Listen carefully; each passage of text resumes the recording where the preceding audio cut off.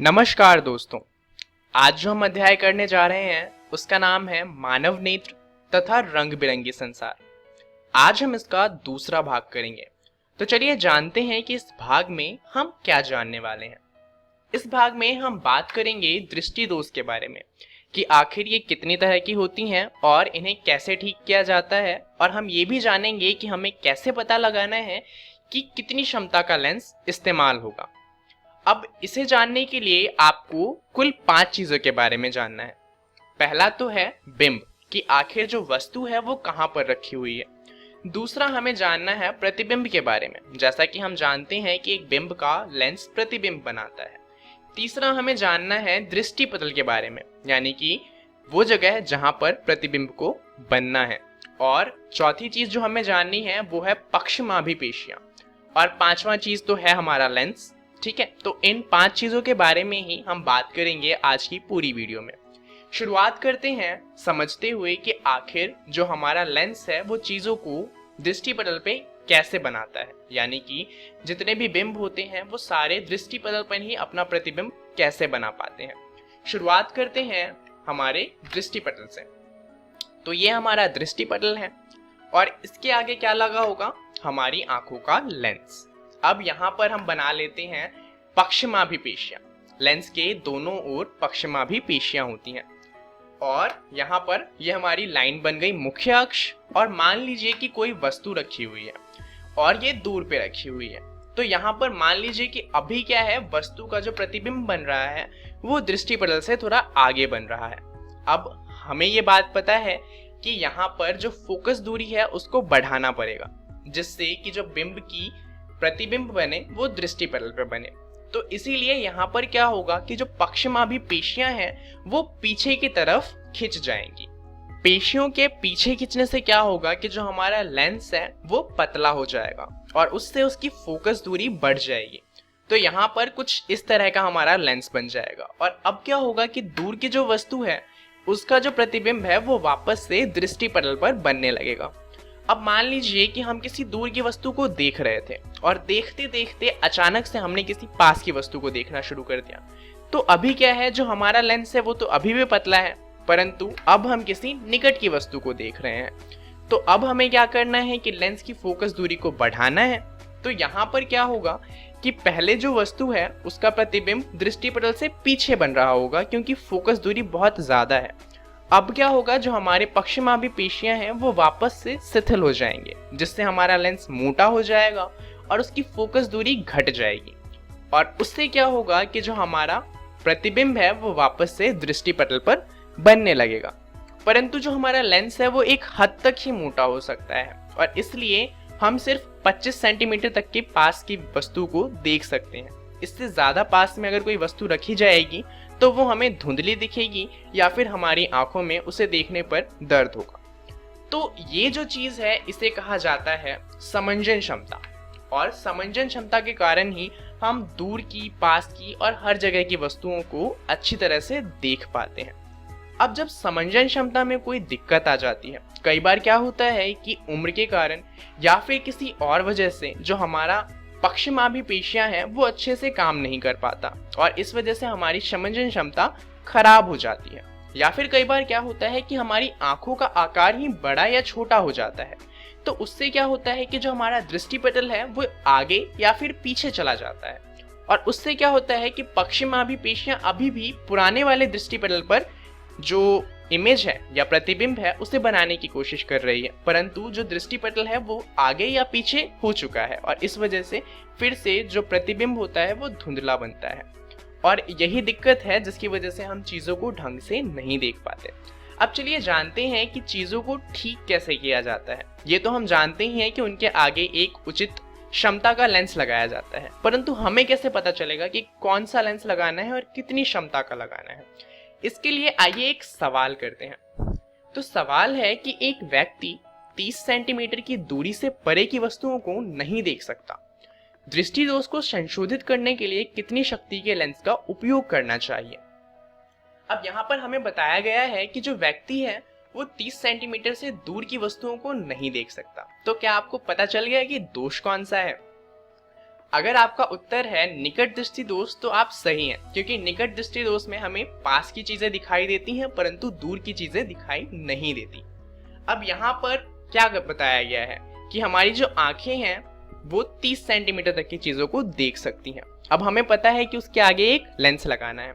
यहाँ पर एक स्क्वायर डब्बा बनाया गया है, क्योंकि मान लीजिए हमें नहीं पता कौन सा लेंस लगाना है और ना हमें ये पता कि कितनी क्षमता का लगाना है। अभी हम इस सवाल को सॉल्व करेंगे और हमें पता चल जाएगा कि कौन सा लेंस लगेगा और इसकी क्षमता कितनी होगी। तो सबसे पहले यहाँ पर बना लेते हैं मुख्य अक्ष।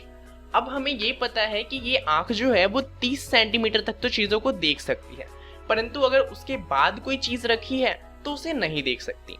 और हम चाहते हैं कि जो ये आंख है वो अनंत पर रखी हुई चीज को भी देख पाए। तो चलिए मान लेते हैं कि कोई ऑब्जेक्ट यानी कि कोई बिंब अनंत पर रखा हुआ है, तो इसको हम किससे डिनोट करेंगे? जैसा हमने प्रकाश वाले अध्याय में पढ़ा था, जो बिंब होता है उसकी दूरी को u से डिनोट करते हैं। तो यहाँ पर u कितना हो जाएगा? अनंत। अब हम क्या चाहते हैं? हमने जो ये लेंस लगाया है, हम चाहते हैं कि ये लेंस जो अनंत पर रखी चीज है उसको 30 सेंटीमीटर पे बना दे, क्योंकि हमारी आंख 30 सेंटीमीटर की चीज को तो देख ही सकती है। तो अगर अनंत पर रखी चीज की इमेज को 30 सेंटीमीटर पे बनाया जाएगा तो हमारी आंखें उस इमेज को देख सकती हैं और फिर हमें चीजें जो अनंत पर रखी हैं वो भी दिखाई देने लगेंगी। तो यहाँ पर जो हमारा v यानी कि प्रतिबिंब की दूरी हो जाएगी 30 सेंटीमीटर।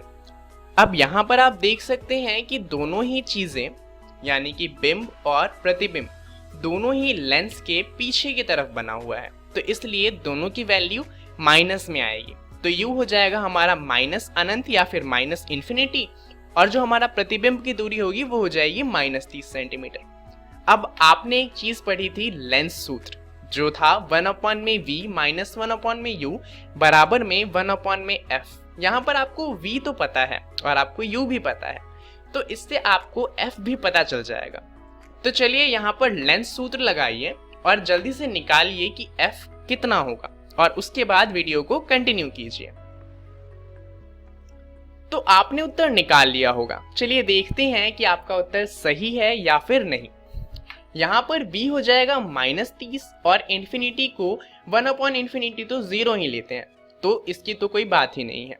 तो हमारा 1/f आ जाएगा 1/-30 और इससे हमारा f आ जाएगा -30। तो अगर आपका उत्तर यही आया है तो अब जल्दी से पता करिए कि इसकी क्षमता कितनी होगी। आप जानते हैं कि लेंस की क्षमता होती है 1/f। अब आपको f दिया हुआ है -30, यानी कि लेंस की क्षमता हो जाएगी 1/-30। तो क्या आप लेंस की क्षमता निकाल सकते हैं? जरा कोशिश कीजिए।